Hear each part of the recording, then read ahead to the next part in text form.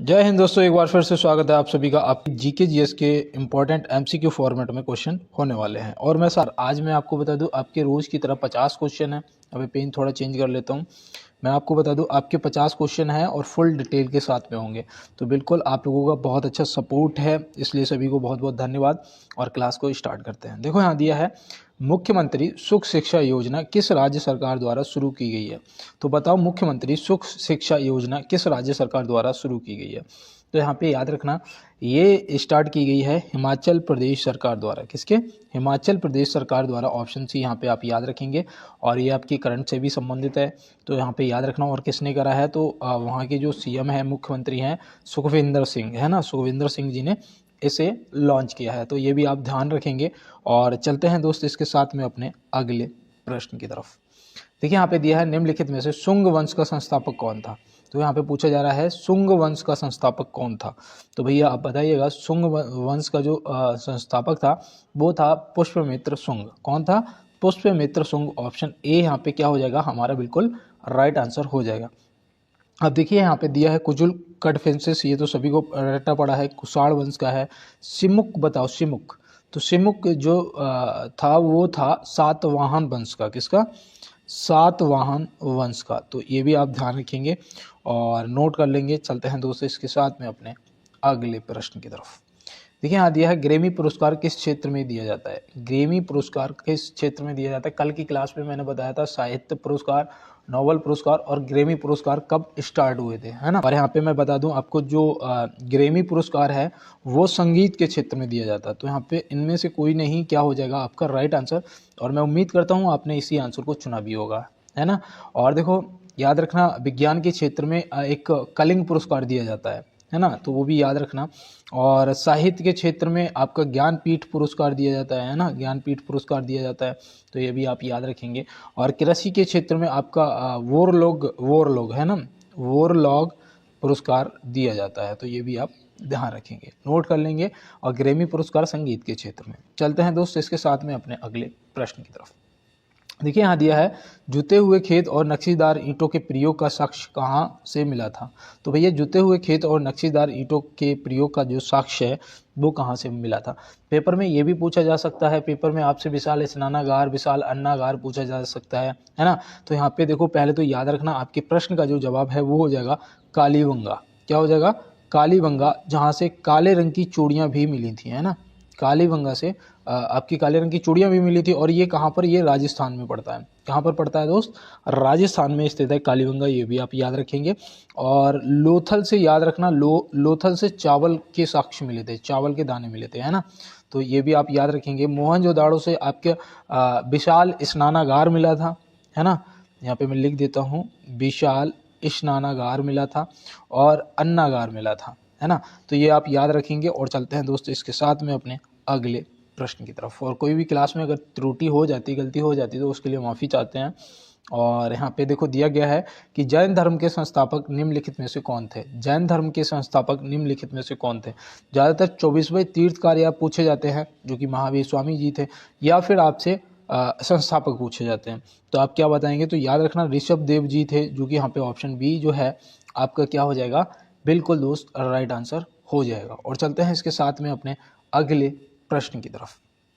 देखिए यहाँ दिया है कि चंद्रगुप्त द्वितीय के शासनकाल में संस्कृत भाषा के सबसे प्रसिद्ध कवि कौन थे। तो चंद्रगुप्त द्वितीय के शासनकाल में संस्कृत भाषा के सबसे प्रसिद्ध कवि पूछे गए हैं, तो आप यहाँ पे क्या बताएंगे। तो बिल्कुल मैं उम्मीद कर रहा था यहाँ पे आपने जो है ऑप्शन सी को चुना होगा, है ना। ऑप्शन सी को ही, कालिदास जी को चुना होगा, तो आपका सही जवाब हो गया। और इनकी जो रचना है वो भी याद रखना, एक तो कुमार संभवम है, जो कि ज़्यादातर पूछ ली जाती है, रघुवंशम है, ये भी आपसे पूछ ली जाती है। तो ये आपके लिए इम्पोर्टेंट है, आपको ध्यान में रखना है। और चलते हैं दोस्तों अपने अगले प्रश्न की तरफ। और मैं नहीं चाहता कि आज क्लास थोड़ा लंबा हो, क्योंकि 35 मिनट के अंदर 50 क्वेश्चनों को पूरा करना है। और यहाँ दिया है, आईसीसी महिला T20 विश्व कप 2024 की मेजबानी कौन सा देश करेगा। आईसीसी महिला T20 विश्व कप 2024 की मेजबानी जो है वो कौन सा देश करेगा। देखो ये क्यों पूछा जा सकता है, मैं रीजन बताऊंगा। पहले तो यहाँ पे ऑप्शन सी जो है आपका सही जवाब, संयुक्त अरब अमीरात, यूएई आपका क्या हो जाएगा, सही जवाब हो जाएगा। पहले पता ये क्यों पूछा जा सकता है, क्योंकि इसका आयोजन बांग्लादेश में होना था, यहाँ पे सत्ता पलट हो गया है ना, तो इसलिए फिर इसे स्थगित कर दिया गया, संयुक्त अरब अमीरात में होगा। और याद रखना अपनी इंडिया टीम की आपसे कप्तान भी पूछी जा सकती है ना। भारतीय महिला टीम जो इंडिया टीम है उसकी जो कप्तान है वो कौन है, तो याद रखना वो है हरमनप्रीत कौर। कौन है? हरमनप्रीत कौर। तो ये भी आप ध्यान रखेंगे, ठीक है ना। तो बिल्कुल दोस्त नोट कर लेंगे और चलते हैं अपने अगले प्रश्न की तरफ। देखिए यहाँ दिया है अकबर के शासनकाल की समय सीमा क्या थी। अकबर के शासनकाल की समय सीमा जो थी वो क्या थी, वो आपको यहाँ पे बताना है। तो याद रखना अकबर ने द्वितीय पानीपत का युद्ध लड़ा था, है ना। कब हुआ था? ये हुआ था 1556 में, और तभी ये आया था शासन में, है ना। तो यहाँ पे देखो ऑप्शन कौन सा मैच आपका हो रहा है। अगर इतना भी पता है ना कि दूसरा पानीपत का युद्ध लड़ा था जो कि 1556 में हुआ था, और प्रथम जो था वो हुआ था 1526 में, है ना, और तीसरा 1761 में हुआ था। तो यहाँ पे अगर 56 वाला ऑप्शन मिल गया तो बिल्कुल इजी लगा सकते हो 1556 से 1605 तक, 1556 से 1605 तक। और 26 से 30 तक पता किसका शासनकाल था? जिसने मुगल वंश की स्थापना की थी, उसका नाम क्या था? बाबर, आक्रांता बाबर, ठीक है ना। तो ये आप याद रखेंगे, तो इसका शासनकाल था। और इसने 26 में पानीपत का प्रथम युद्ध, फिर 27 में, फिर 28 में, फिर 29 में युद्ध ही लड़ता रहा। अब यहाँ पे देखो 1530 से 1556 तक इसका शासनकाल रहा, तो ये इसके बेटे का रहा होगा, है ना। तो 1530 से 1556 तक हुमायूं का रहा था, ठीक है ना। और देखो उसके बाद यहाँ पे आ जाओ, ये 1605 से 1627 तक इसका शासनकाल रहा। तो 1605 से 1627 तक आप याद रखना जहांगीर का शासनकाल रहा, और फिर 27 से 58 तक शाहजहां का, और फिर 58 से 1716 औरंगजेब का रहा। तो ऐसे आप ध्यान रखेंगे। और चलते हैं दोस्तों अपने अगले प्रश्न की तरफ। देखिए यहाँ दिया है निम्नलिखित में से दोहरिया का युद्ध कब हुआ था। कौन सा युद्ध? दोहरिया का युद्ध यहाँ पे पूछा जा रहा है। तो दोहरिया का युद्ध भैया यहाँ पे आपसे पूछा गया है, तो आप याद रखना ये हुआ था 1532 ईस्वी में। कब हुआ था? 1532 ईस्वी। ऑप्शन बी यहाँ पे आपका राइट आंसर हो जाएगा। ये किसके किसके बीच में हुआ था? तो याद रखना एक तरफ था हुमायूं और एक तरफ था महमूद लोदी। तो ये भी आपको ध्यान में रखना है। और 1526 में पानीपत का प्रथम युद्ध हुआ था, है ना। 1539 में कौन सा युद्ध हुआ था? तो याद रखना ये ज़्यादातर पूछ लिया जाता है, चौसा का युद्ध। कौन सा? चौसा का युद्ध हुआ था। और 1540 में जिसे विलग्राम का युद्ध या फिर कन्नौज का युद्ध बोलते हो, है ना। तो ये भी बेटा आपको ध्यान में रखना है। बताओ 1555 में कौन सा युद्ध हुआ था? बताओ 1555 में। तो याद रखना सरहिंद का युद्ध। कौन सा? सरहिंद का युद्ध हुआ था। तो ये भी आप ध्यान रखेंगे, स्क्रीनशॉट ले लेना मेरे भाई। और चलते हैं अपने अगले प्रश्न की तरफ। देखिए यहाँ दिया है निम्नलिखित में से केरल राज्य की राजधानी क्या है। बताओ केरल राज्य की राजधानी क्या है। आज क्वेश्चन कुछ छोटे होंगे लेकिन आंसर जब करोगे तो आपको एक बार सोचना पड़ेगा, है ना। तो यहाँ पे बताओ आपने क्या लगाया। तो बिल्कुल सही जवाब ऑप्शन ए त्रिवेंद्रम आपका क्या हो जाएगा? राइट आंसर हो जाएगा।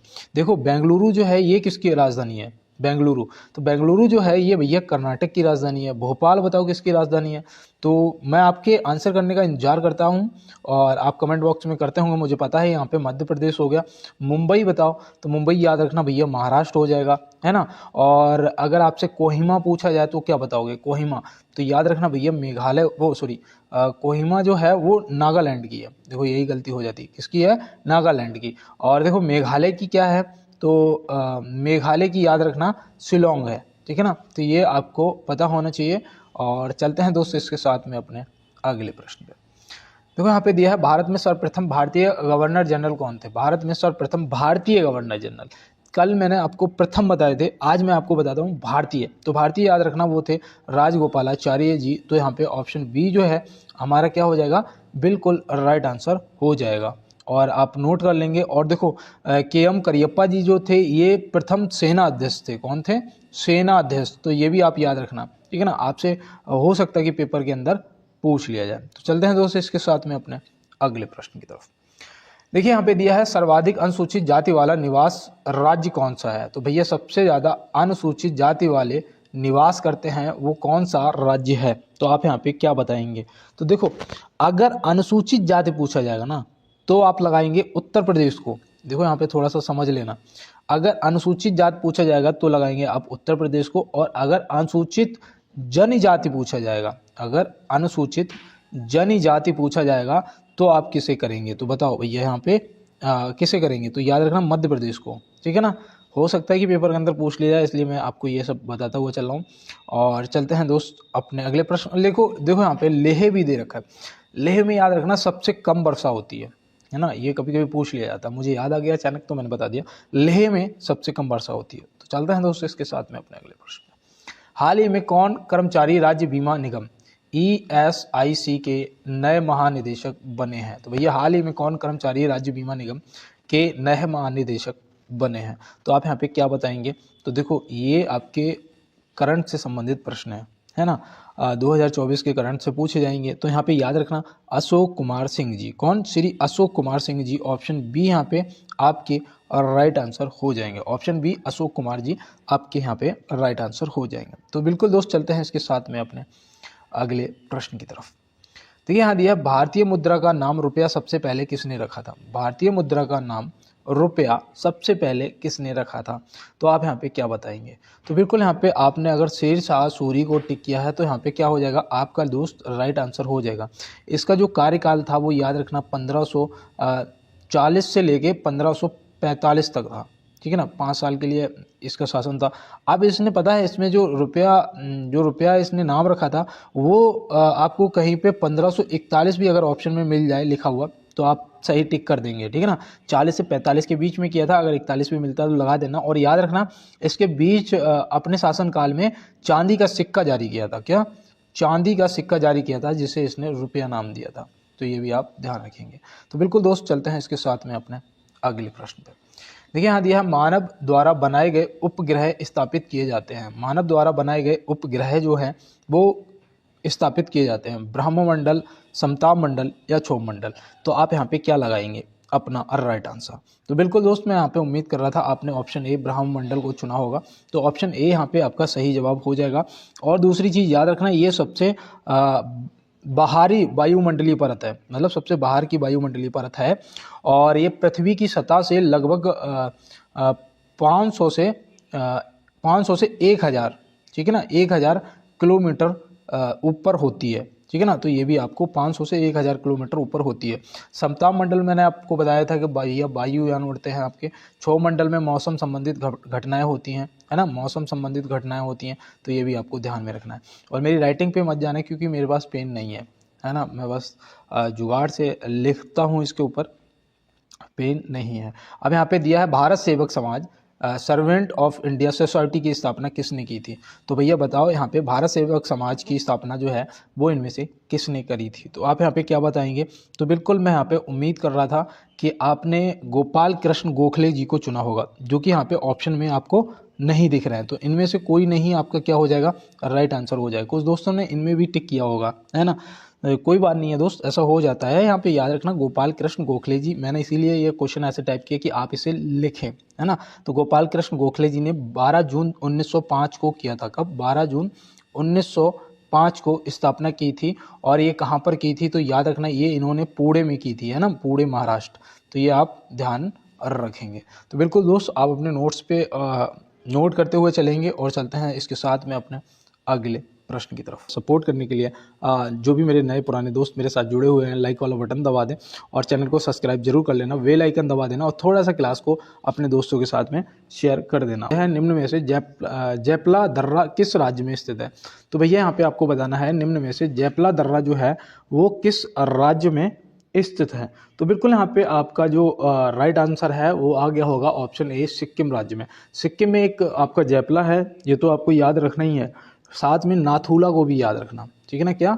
साथ में नाथूला दर्रा को भी याद रखना। उत्तराखंड में बताओ कौन सा दर्रा स्थित है?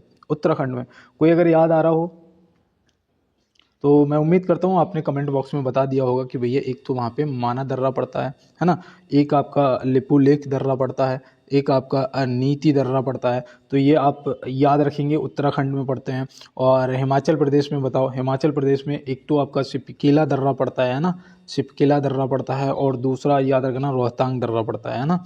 तो ये इंपॉर्टेंट दर्रे भी आपको याद रखने हैं दोस्त, पूछे जा सकते हैं पेपर में। और चलते हैं अपने, और देखो करंट की एक क्लास कहीं भी आप किसी भी चैनल पे जाके विजिट करो जहाँ करंट की क्लास चल रही हो, करंट अब भी अपना मजबूत रखना है क्योंकि वहाँ से भी आपसे प्रश्न पूछे जाएंगे।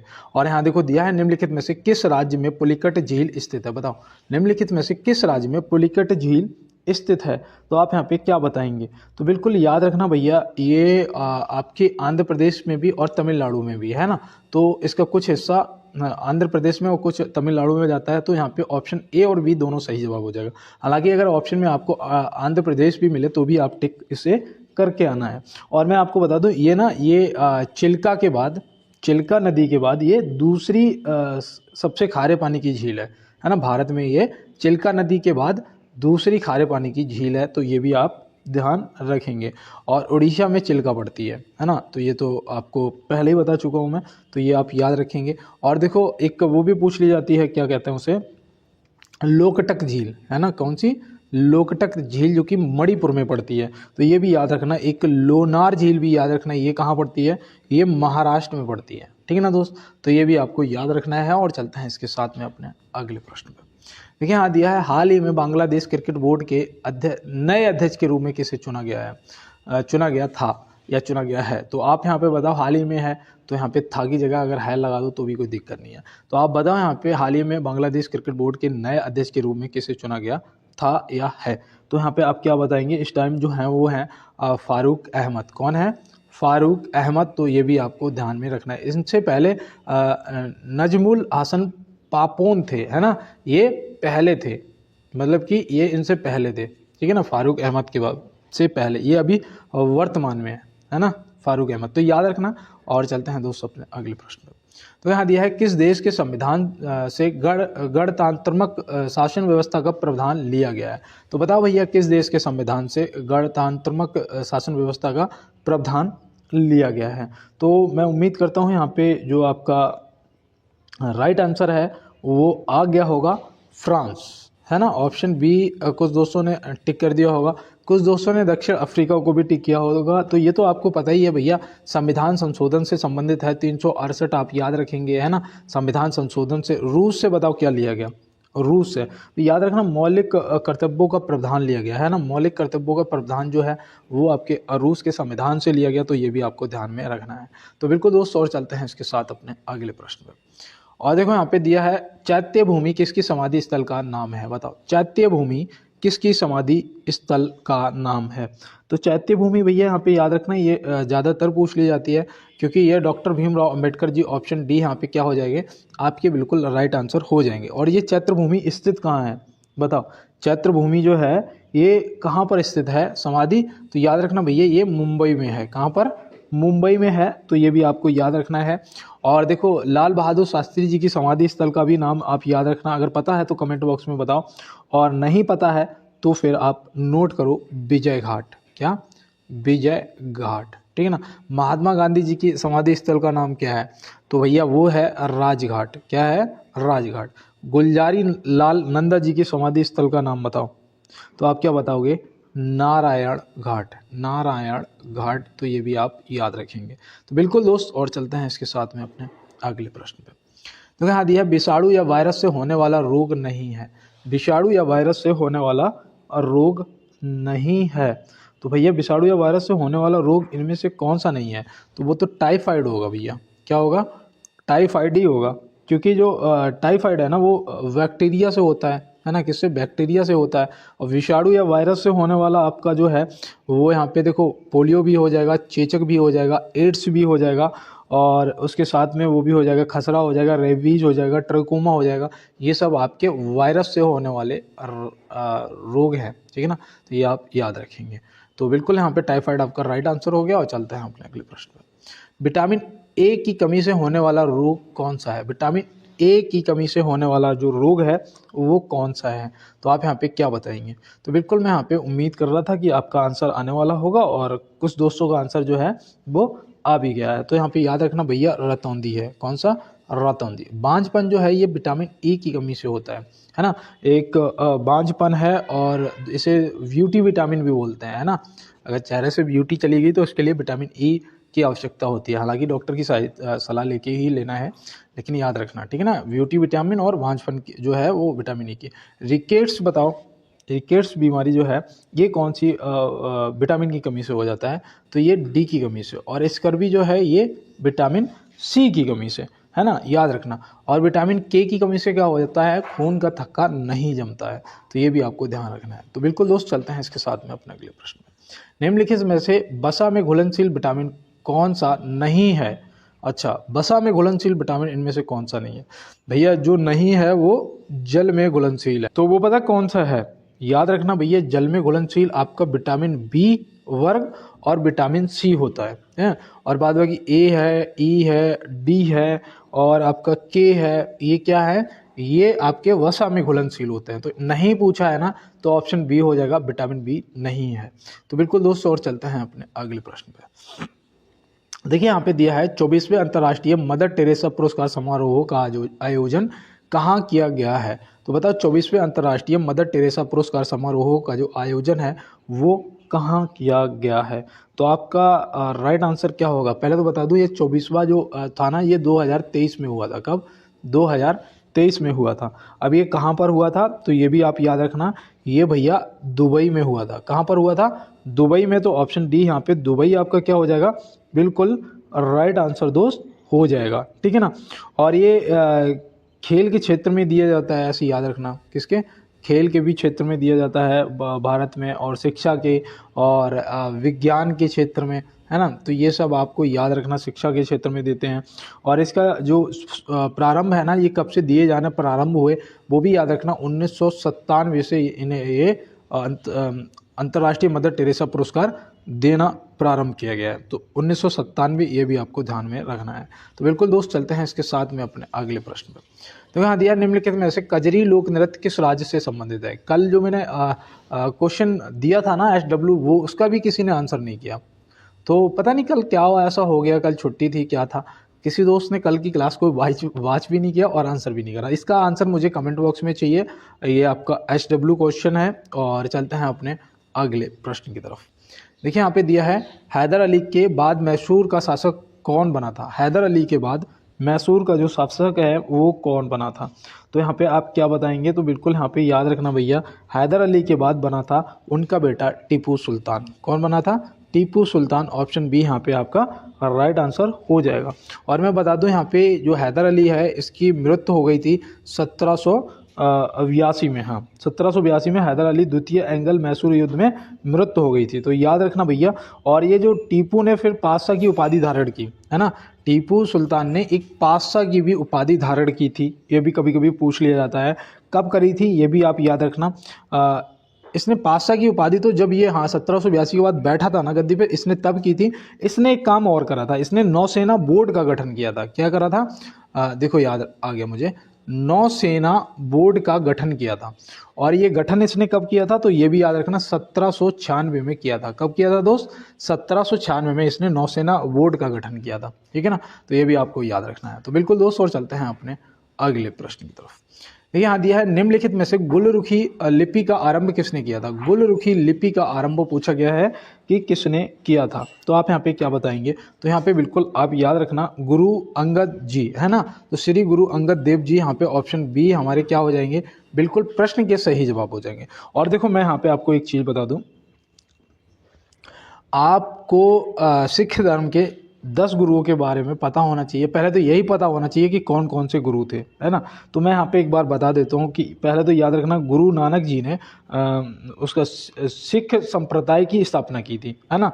तो ये भी याद रखना उनका जन्म कब हुआ था, 1469 में हुआ था। कब हुआ था, 1469 में तलवंडी, है ना, क्योंकि पहले हम आप लोग डिस्कस कर चुके हैं। अब देखो एक तो नानक जी थे, है ना, पहले नंबर पे, तो ये आप याद रखना। दूसरे पे आ जाते हैं अंगद देव जी, है ना, तो ये भी याद रखना। तीसरे पे अमरदास जी आ जाते हैं, तो ये भी याद रखना। चौथे पे रामदास जी आ जाते हैं, तो ये भी याद रखना है। पांचवे पे अर्जुन देव जी आ जाते हैं, ये भी याद रखना है। छठे हरगोविंद जी आ जाते हैं। और सातवें जो है वो हरा राय थे। तो यहीं पे मुझसे मिस्टेक हो जाता है, यही हम लोगों से गलती होती है। और जो आठवें थे वो आपके हो जाएंगे हरकिशन, है ना, हरकिशन जी। और 9वें जो थे वो याद रखना तेग बहादुर जी। और 10वें जो थे वो थे गुरु गोविंद सिंह जी, ठीक है ना। तो यहाँ पे ये भी आप सब नोट कर लेंगे। और चलते हैं इसके साथ में अपने अगले प्रश्न। देखिए यहाँ पे दिया है कि निम्नलिखित में से अभिनव भारत की स्थापना कब हुई थी। अभिनव भारत की जो स्थापना है वो कब हुई थी। तो आप यहाँ पे क्या बताएंगे, आपका जो राइट आंसर है वो आपको याद रखना, वो हो जाएगा 1904। क्या हो जाएगा 1904, ऑप्शन सी आपका सही जवाब हो जाएगा। और वीर सावरकर जी ने किया था, है ना, याद रखना यहाँ पे सावरकर जी को आप याद रखना, वीर सावरकर जी ने इसकी स्थापना की थी और ये नासिक में करी थी भैया। कहाँ पर, नासिक में करी थी। तो ये भी आपको ध्यान रखना है, याद रखना है, ठीक है ना। और इसके साथ में मैं आपको यहाँ पे बता दूं, देखो 1905 मुझे दिखा, 1905 में पता क्या हुआ था, इसमें इंडिया हाउस की स्थापना हुई थी। कहाँ पर, लंदन में, है ना, कहाँ पर, लंदन में। ये किसने करी थी, ये किसने करी थी, तो याद रखना ये करी थी श्याम जी कृष्ण वर्मा ने। किसने, श्याम जी कृष्ण वर्मा जी ने करी थी, ठीक है ना। तो ये भी आपको ध्यान में रखना है। और चलते हैं दोस्त इसके साथ में अपने अगले प्रश्न की तरफ। देखो यहाँ पे है, आराम हराम है का नारा किसने दिया था। आराम हराम है का नारा किसने दिया था, आप इसका आंसर करिएगा। और मैं आपको बता दूं, तब तक मैं आपको ना एक लाइन सुनाता हूं, आप तब तक जाके ना एक बार, जिन्होंने अभी तक लाइक वाला बटन ना दबाया हो ना, प्लीज़ यार एक बार लाइक वाला दबा दो, चैनल सब्सक्राइब भी कर लो और बेल आइकन को जरूर दबा देना, ठीक है ना। और देखो मैं आपको बताऊँ कि अगर कोई गलत कह भी देता है ना, कई बार ऐसा होता है हम लोगों के साथ में, मैं रोज़ आपसे कहता हूँ कि कई बार हमें लोगों की बातें बुरी लग जाती हैं, क्योंकि हमारा समय ऐसा है ना, लोग थोड़ी ना कहते हैं, समय कहलवाता है यार। तो अगर लग भी जाती है तो एक चीज़ मन को समझाया करो कि सही वक्त पर करवा देंगे हदों को एहसास, कुछ तालाब खुद को समंदर समझ बैठे हैं, है ना। तो भैया कुछ तालाब खुद को समंदर समझ बैठे हैं क्योंकि उनका समय सही है ना। और जब हमारा समय सही आएगा तो क्या होगा, तो वही एक लाइन याद रखना कि भाई घड़ी तुम्हारी होगी और समय हमारा होगा, है ना। तो बिल्कुल दोस्त घबराना नहीं है, बस अब थोड़े दिन की और बाद बढ़िया से पढ़ाई कर लो और इस बार पेपर क्लियर हो जाएगा। देखो आराम हराम है का नारा किसने दिया था, तो आप यहाँ पे क्या बताओगे, तो बिल्कुल यहाँ पे याद रखना, ये दिया था जवाहरलाल नेहरू जी ने। किसने दिया था, जवाहरलाल नेहरू जी। ऑप्शन बी यहाँ पे क्या हो जाएगा, आपका सही जवाब हो जाएगा। दयानंद सरस्वती जी ने वेदों की ओर लौटो का नारा दिया था, है ना, वेदों की ओर लौटो का नारा किसने दिया था, दयानंद सरस्वती जी ने दिया था। महात्मा गांधी जी से एक वचन याद रखना, हे राम, है ना, क्या, हे राम, याद रखना। मंगल पांडे जी से याद रखना, इन्होंने कहा था कि मारो फिरंगी को, क्या कहा था, मारो फिरंगी को, है ना, याद रखना। भगत सिंह जी से इंकलाब जिंदाबाद का नारा याद रखना। तो बिल्कुल दोस्त, और चलते हैं इसके साथ में अपने अगले प्रश्न की तरफ। है कि भारत में किस तिथि को पहला राष्ट्रीय अंतरिक्ष दिवस मनाया गया था। देखो ये प्रश्न ना मैं डबल हैशटैग बना रहा हूँ, ये इंपॉर्टेंट है, क्योंकि भारत में किस तिथि को पहला राष्ट्रीय अंतरिक्ष दिवस मनाया गया था।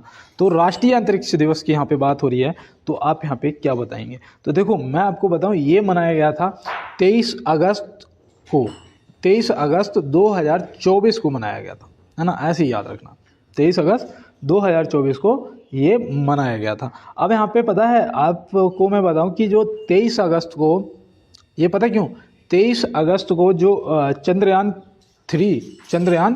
3 जो है ना, उसकी सफलता की वजह से इसे मनाया गया था, ठीक है ना। तो ऐसे याद रखना, वो लैंड हो गया था, तो 23 अगस्त को पहली बार राष्ट्रीय अंतरिक्ष दिवस मनाया गया। तो ये आप याद रखेंगे। और चलते हैं अपने अगले प्रश्न की तरफ। तो यहाँ दिया है, निम्नलिखित में से किससे देश नायक की उपाधि संबंधित है। किससे, तो किससे देश नायक की उपाधि संबंधित है। कल गुरुदेव की उपाधि हम लोगों ने देखी थी, आज यहाँ पे देश नायक की बात हो रही है। तो याद रखना ये हमारे हो जाएंगे सुभाष चंद्र बोस जी, है ना, ऑप्शन डी। कई बार मेरे भी दिमाग से उतर जाता है, तो याद रखना सुभाष चंद्र बोस जी हो जाएगा। इन्हें ये रविंद्रनाथ टैगोर जी ने दी थी उपाधि, है ना, किसने दी थी, रविंद्रनाथ टैगोर जी ने दी थी। तो ये आप याद रखेंगे। और राजा राम मोहन राय जी से याद रखना राजा की उपाधि, है ना, राजा की पूछी जाएगी तो आप राजा राम मोहन राय जी को याद रखेंगे, ठीक है ना। और देखो यहाँ पे रविंद्रनाथ टैगोर जी से याद रखना, रविंद्रनाथ टैगोर जी से याद रखना, इन्हें वो उसकी दी थी गुरुदेव की, किसकी, गुरुदेव की। देखो यही कल मैंने आपको बताया था। और डॉक्टर राजेंद्र प्रसाद जी से क्या याद रखोगे, इनसे याद रखना देश रत्न की, क्या, देश रत्न की उपाधि, है ना। तो ये आपसे कल मैंने सिर्फ एक बताई थी, आज मैंने आपको वो सभी बताई जो आपसे पूछी जा सकती है। तो बिल्कुल दोस्तों, चलते हैं अपने अगले प्रश्न पे। 2.5 दिन का झोपड़ा का निर्माण किसने करवाया था। 2.5 दिन के झोपड़े का जो निर्माण है वो किसने करवाया था। तो आप यहाँ पे क्या बताएंगे दोस्त। तो बिल्कुल याद रखना भैया, कुतुबुद्दीन ऐबक ने करवाया था। किसने, कुतुबुद्दीन ऐबक ने करवाया था, तो ये आप याद रखना। और ये लगभग 1194 के आसपास करवाया था इसका निर्माण, है ना। तो ऐसे आप याद रखना। और ये कहाँ पर है, ये भैया अजमेर में है ना, अजमेर में, देखो मुझे याद है अजमेर में स्थित है, तो ये भी आप याद रखेंगे। और शाहजहां से याद रखना, शाहजहां ने उसका कराया था मोती मस्जिद का, किसका, मोती मस्जिद का कराया था, कहाँ पर, आगरा में, है ना, आगरा में कराया था, लाल किले में। और आगरा का जो लाल किला था वो किसने, अकबर ने बनवाया था, है ना। तो ऐसे सब लाइन से याद रखना। और चलते हैं अपने अगले प्रश्न की तरफ। तो यहाँ दिया है राउफ किस राज्य का लोक नृत्य है, राउफ, देखो ये लोक नृत्य भी पूछे, अब यहाँ पे राउफ पूछ लिया गया है, तो आप क्या बताओगे। तो बिल्कुल दोस्त, यहाँ पे जम्मू और कश्मीर जिसने भी टिक किया ना, उसका आंसर बिल्कुल क्या सही हो गया है, ठीक है ना। और देखो उत्तर प्रदेश से याद रखना, उत्तर प्रदेश से आपसे वो भी पूछी जा सकती है रास लीला, है ना, रास लीला और नौटंकी, है ना, ये भी आपसे पूछी जा सकती है। बिहार से बताओ, बिहार से देखो, एक तो आपको जात्रा याद रखना है ना, जात्रा, और दूसरा था छऊ, है ना, छऊ ऐसे लिखा जाएगा, छऊ, छऊ याद रखना। और देखो वो भी मनाया जाता है, क्या कहते हैं, विदेशिया नृत्य, है ना। तो और यहाँ पे देखो पंजाब, पंजाब से क्या याद रखोगे, भांगड़ा और गिद्दा, है ना, भांगड़ा और गिद्दा याद रखोगे। तो बिल्कुल दोस्त। और अच्छा बताओ पाइका नृत्य, पाइका नृत्य कहाँ से संबंधित है, कुछ दोस्तों ने कर दिया होगा आंसर, झारखंड, है ना। बाकी में बहुत दोस्त बढ़िया तैयारी कर रहे हो आप लोग। और चलते हैं इसके साथ में अपने अगले प्रश्न में।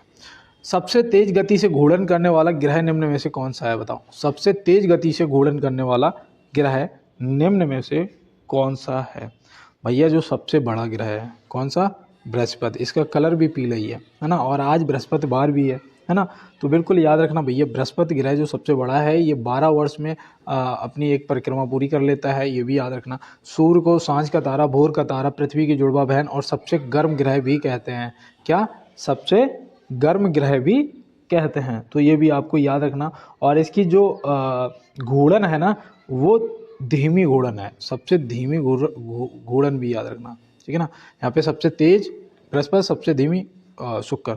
और बुध जो है ना, देखो ये मत कहना कि सबसे धीमी तो उसकी है, जो बुध है ना, ये तेज गति से परिक्रमण करता है, ये तेज गति से परिक्रमण करता है। परिक्रमण में पूछा जाएगा तो बुध याद रखना। और सबसे धीमी वरुण याद रखना, ये सबसे दूर है ना, हरा कलर का होता है ये, है ना। तो ये सबसे धीमी हो जाएगा, तो ये भी आपको ध्यान रखना, ये परिक्रमण धीमी करता है। ये दोनों परिक्रमण वाले और ये दोनों घूर्णन वाले, ठीक है ना। तो ऐसे याद रखना, ये सबसे तेज, ये कम, ये सबसे कम, ये सबसे तेज, ठीक है ना। तो बिल्कुल चलते हैं इसके साथ में अपने अगले प्रश्न।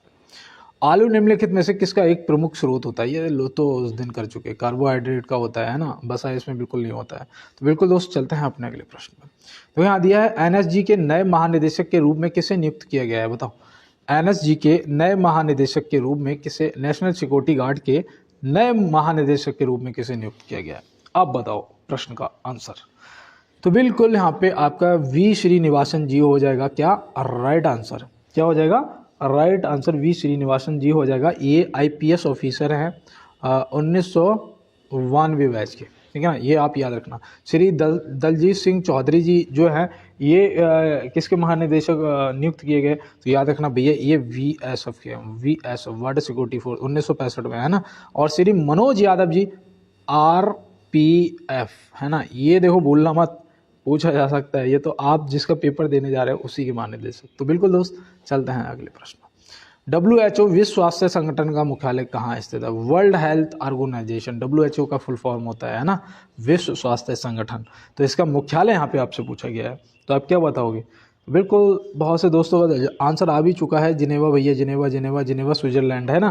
तो बिल्कुल इसकी स्थापना बिल्कुल दोस्त 7 अप्रैल 1948, कब, 7 अप्रैल 1948 को इसकी स्थापना की गई थी। इसमें कितने देश सदस्य हैं, तो याद रखना भैया 194 देश सदस्य हैं, कुछ दोस्त 193 सोच रहे होंगे, 194 देश सदस्य हैं, तो ये भी आप ध्यान रखेंगे। तो बिल्कुल दोस्त। और देखो यहाँ पे अगला प्रश्न है, दूसरे एंग्लो मैसूर युद्ध में गवर्नर जनरल कौन था। अभी देखो दूसरे एंग्लो मैसूर युद्ध की बात भी की थी, वहाँ पे गवर्नर जनरल पूछ लिया गया, तो आप यहाँ पे क्या बताएंगे। तो याद रखना भैया, इसमें आपका सही जवाब जो है वो हो जाएगा वारेन हेस्टिंग, क्या हो जाएगा, वारेन हेस्टिंग, ऑप्शन सी यहाँ पे आपका राइट आंसर हो जाता है। अब देखो यहाँ पे एक चीज़ याद रखना, इस युद्ध के दौरान घायल होने के कारण 7 दिसंबर 1782 को हैदर अली की मृत्यु हो गई थी। मैंने बताया था ना 1782 को, है ना। तो बिल्कुल याद रखेंगे। चलते हैं अपने अगले प्रश्न की तरफ। और आप लोग बहुत अच्छा सपोर्ट करते हो, सभी को बहुत बहुत धन्यवाद। और देखो यहाँ पे दिया है, अशोक ने किस बौद्ध साधु से प्रभावित होकर बौद्ध धर्म अपनाया था, बताओ। देखो इसका आप आंसर करो। मैं आपसे रोज़ कहता हूँ कि भैया जीएफ और बीएफ पर ध्यान मत दो, है ना, जी के जीएस पर ध्यान दो, है ना। एक दोस्त ने लौट के मुझसे ही पूछ लिया, कमेंट किया था, हालांकि मुझे याद नहीं किसने किया था, कि भैया आपकी जीएफ नहीं है क्या, आपकी जीएफ नहीं है क्या। देखो दोस्त, जिम्मेदारियां ना आदमी को बिल्कुल मोड़ देती हैं, है ना। मुझ पे जिम्मेदारियां हैं तो मैं समझ रहा हूँ।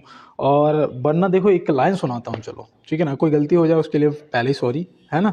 एक लाइन सुनाता हूँ कि इश्क की पतंगे उड़ाना छोड़ दी हमने, इश्क की पतंगे उड़ाना छोड़ दी हमने, हर हसीना की छत पर हमारे ही धागे हुआ करते थे, है ना। तो बिल्कुल दोस्त। और देखो चलते हैं अपने प्रश्न की तरफ, और पढ़ाई पे थोड़ा ध्यान दो दोस्त, क्योंकि अब समय नहीं बचा है पेपर का। और यहाँ पे याद रखना, अशोक ने बौद्ध साधु से प्रभावित होकर बौद्ध धर्म अपनाया था, किससे, तो बिल्कुल यहाँ पे उपगुप्त आपका क्या हो जाएगा, ऑप्शन ए जो है वो आपका बिल्कुल राइट आंसर हो जाएगा। और मैं आपको बताऊं, अशोक का आध्यात्मिक गुरु भी उपगुप्त को माना जाता है ना, आध्यात्मिक गुरु भी उपगुप्त को माना जाता है। तो बिल्कुल याद रखेंगे। और चलते हैं इसके साथ में अपने अगले प्रश्न पे। निम्नलिखित में से कल्हड़ के समय कौन शासक था, बताओ। कल्हड़ के समय कौन शासक था, तो भैया कल्हड़ किसके शासनकाल में थे, तो यहाँ पे आप क्या बताएंगे, तो बिल्कुल यहाँ पे याद रखना भैया, ये हो जाएंगे हर्षदेव। यहाँ पे मतलब कि सम्राट हर्ष दिया है ना ऑप्शन में, तो सम्राट हर्ष यहाँ पे आपका क्या हो जाएगा, बिल्कुल राइट आंसर हो जाएगा। इनकी एक पुस्तक है बहुत फेमस जो कि पूछी जाती है कल्हड़ की, पता कौन सी, रास तरंगणी, है ना, रास तरंगणी। और इसमें याद रखना, इसमें कुल 8 तरंग हैं, क्या, कुल 8 तरंग हैं, और लगभग आप 8,000, है ना, ऐसे मान लो 8,000 श्लोक हैं, क्या हैं, श्लोक हैं, ठीक है ना। तो ये भी आप याद रखना, रास तरंगणी ज़्यादातर पूछ ली जाती है। और चलते हैं अपने अगले प्रश्न की तरफ। तो यहाँ दिया निम्नलिखित में से हैजा के रोगुड़ की खोज किसने की थी। इस प्रश्न को इसका आंसर मुझे बिल्कुल रटा पड़ा था सबकी तरह, रॉबर्ट कोच, है ना। तो मैंने भी इसे लगाया, लेकिन जब मैंने इसे गूगल पे चेक किया तो मैंने एक चीज़ पाया वहाँ से कि रॉबर्ट कोच ने तो किया था बाद में, इससे पहले एक इटली के डॉक्टर थे, उनका नाम था फिलिप्पो पैसिनी, है ना, फिलिप्पो पैसिनी नाम था। और इन्होंने पता है 1854 में ही खोज कर ली थी। फिर स्वतंत्र रूप से, है ना, स्वतंत्र रूप से खोज की थी रॉबर्ट कोच ने 1883 में, है ना, कब, 1883 में स्वतंत्र रूप से खोज की थी। तो यहाँ पे इस हिसाब से जब मैंने ये दोनों डिटेल देखी तो मुझे समझ आया कि यहाँ पे आपको बताना चाहिए और आपको एक ऑप्शन डी देना चाहिए, ए और बी दोनों, क्योंकि कुछ दोस्त ऑप्शन ए को टिक करेंगे, कुछ बी को करेंगे, और फिर मुझसे कहेंगे भैया रॉबर्ट कोच नहीं था इसमें, ये था, इसने पहले करी थी। तो यहाँ पे याद रखना, दोनों का मैंने डेट भी आपको बता दिया, वो सन भी बता दिया कि कब किसने की थी, और इन्होंने स्वतंत्र रूप से की थी, है ना, रॉबर्ट कोच ने। तो ऐसे याद रखना बिल्कुल दोस्तों। चलते हैं अपने अगले प्रश्न में। 1 वाट घंटा किसके बराबर है, 1 वाट घंटा किसके बराबर है, तो यहाँ पे आप क्या बताओगे। तो ये प्रश्न ना, इसका जब आंसर आता है तो हम फटाक से कर देते हैं, कभी कभी नहीं दिया जाता, इनमें से कोई ही चुनना पड़ता है। याद रखना 3600 जूल, कितना, 3600 जूल आपका यहाँ पे सही जवाब हो जाएगा, ठीक है ना। तो इनमें से कोई नहीं यहाँ पे आपको चुनना है। और चलते हैं अपने अगले प्रश्न की तरफ। यहाँ दिया है इंदिरा गांधी परमाणु अनुसंधान केंद्र की स्थापना कब हुई थी। देखो ये हम लोग कल या परसों की क्लास में पढ़ चुके, परसों की क्लास में शायद पढ़ा था। अब यहाँ पे इसका जवाब आप SW है आपका, कमेंट बॉक्स में आप करोगे, मैं उम्मीद करता हूँ। और चलते हैं दोस्तों अपने अगले प्रश्न पे। तो यहाँ दिया है सिडनी ऑस्ट्रेलिया किस नदी के किनारे स्थित है, बताओ। सिडनी ऑस्ट्रेलिया जो है वो किस नदी के किनारे स्थित है, तो भैया सिडनी जो है वो याद रखना वो डार्लिंग नदी के किनारे स्थित है। कौन सी, डार्लिंग, ऑप्शन ए यहाँ पे आपका सही जवाब हो जाएगा। ट्रिगिस जो है इसके किनारे वो है बगदाद, क्या, बगदाद स्थित है, ठीक ना, बगदाद। रावी नदी के, तो रावी नदी के किनारे तो वो है यार लाहौर, है ना, क्या, लाहौर। देखो कभी कभी याद नहीं रहता है। इरावदी के किनारे तो वो है क्या, रंगून, है ना, मेरे पिया गए रंगून। तो ऐसे याद रखना, जो बहादुर शाह जफर द्वितीय था उसे अंग्रेज़ों ने अरेस्ट करके कहाँ स्थानांतरित कर दिया था, रंगून, है ना, जो कि म्यांमार या वर्मा बोल सकते हो, पुराना नाम बर्मा था, अब म्यांमार है, तो याद रखना, ठीक है ना। तो बिल्कुल दोस्तों, और चलते हैं इसके साथ में अपने अगले प्रश्न पे। तो यहाँ दिया है दक्षिण कोरिया की राजधानी क्या है। दक्षिण कोरिया की राजधानी यहाँ पे आपसे पूछा है, अब करो इसका आंसर। अब दोस्त यहाँ पे बिल्कुल आपका सही जवाब है ऑप्शन डी, सियोल, है ना। तो बिल्कुल दोस्त, मैं खुश हुआ, आप लोगों ने बिल्कुल राइट आंसर किया। और प्योंगयांग जो है ना, प्योंगयांग ऑप्शन है, ये याद रखना, ये किसकी है, ये याद रखना, ये है उत्तर कोरिया की, है ना, किसकी, उत्तर कोरिया की। दक्षिण कोरिया की यहाँ पे सियोल है, उत्तर कोरिया की यहाँ पे प्योंगयांग है, ठीक है ना। टोक्यो बताओ, टोक्यो, यहाँ पे टोक्यो जो भैया है ये जापान की है, देखो याद आ गया है ना। और रोम बताओ, रोम किसकी है भैया, इटली की है, किसकी, इटली की। और देखो अच्छा चलो, लीमा बताओ, लीमा, लीमा पेरू की, है ना, याद रखोगे। चलो अगले प्रश्न की तरफ चलते हैं। यहाँ दिया है दाचीगाम वन्यजीव अभ्यारण्य किस राज्य में स्थित है। दाचीगाम वन्यजीव अभ्यारण्य जो है वो कहाँ लोकेटेड है, किस राज्य में स्थित है। तो आप यहाँ पे क्या बताएंगे, तो बिल्कुल यहाँ पे आपका राइट आंसर आता हुआ है, और यहाँ पे ऑप्शन डी आपने टिक कर दिया है, जम्मू कश्मीर यहाँ पे आपका क्या हो गया है, राइट आंसर हो गया है ना। तो बिल्कुल मैं उम्मीद कर रहा था आपका जो आंसर है वो जम्मू कश्मीर ही आएगा। और देखो एक चीज़ बताऊँ, यहाँ पे नैनीताल में भी याद रखना, नैनीताल मतलब उत्तराखंड, तो यहाँ पे कार्बेट राष्ट्रीय उद्यान है ना, कार्बेट राष्ट्रीय उद्यान। राजस्थान में रणथंभौर, केरल में बताओ, केरल में पेरियार, कौन सा, पेरियार। तो ये भी आप याद रखेंगे। तो बिल्कुल दोस्तों, और चलते हैं इसके साथ में अपने अगले प्रश्न की तरफ। इंदिरा गांधी नहर परियोजना किस राज्य में स्थित है। इंदिरा गांधी नहर परियोजना किस राज्य में स्थित है। तो बिल्कुल दोस्त, यहाँ पे सोच समझ के जवाब करना, ऑप्शन डी, है ना, राजस्थान आपका क्या हो जाएगा, सही जवाब। और केरल में इडुक्की परियोजना है ना, इडुक्की कहाँ पड़ता है, केरल में ही पड़ता है। और देखो बिहार में कोसी है ना, कोसी परियोजना, कोसी नदी इसका वैसे भी बिहार का शोक भी है। उत्तराखंड याद रखना, उत्तराखंड बताओ, तो इसमें टिहरी बांध योजना है, कौन सी, यहाँ पे टा बनाना था, टा बना दिया, माफ़ी चाहते हैं, रुक जाओ, टिहरी बांध योजना, ठीक है ना, ये भी आप याद रखेंगे। तो बिल्कुल दोस्त, और चलते हैं इसके साथ में अपने सेकंड लास्ट पे। उत्तर मध्य रेलवे का मुख्यालय कहाँ स्थित है। आप देखो रेलवे से एक पूछ लिया, और भैया इसका आंसर हमें नहीं पता है। तो बिल्कुल दोस्त, कोई बात नहीं, इलाहाबाद नोट करो, इसकी स्थापना भी याद रखना, ये 1 अप्रैल 2003 को हुई थी, है ना। तो ये भी आप याद रखोगे। जबलपुर में बताओ, पश्चिम मध्य रेलवे, पश्चिम मध्य रेलवे, है ना, जबलपुर। हाजीपुर बताओ, हाजीपुर पूर्व मध्य रेलवे भैया, पूर्व मध्य रेलवे, है ना। यहाँ पे देखो सब मध्य रेलवे है, उत्तर मध्य रेलवे, पूर्व मध्य रेलवे, पश्चिम मध्य रेलवे, है ना। और चेन्नई में बताओ, चेन्नई में तो याद रखना दक्षिण रेलवे, है ना, दक्षिण रेलवे। और पूर्व रेलवे, पूर्व रेलवे ज़्यादातर पूछी जाती है, याद रखना कोलकाता, कहाँ पर, कोलकाता, ठीक है ना। तो ये भी आप याद रखेंगे। और चलते हैं इसके साथ अपने अगले प्रश्न की तरफ। देखिए दोस्त, यहाँ पे जो हमारा लास्ट प्रश्न है वो पूछा जा रहा है, जुलू जनजाति कहाँ निवास करती है। जुलू जनजाति कहाँ निवास करती है।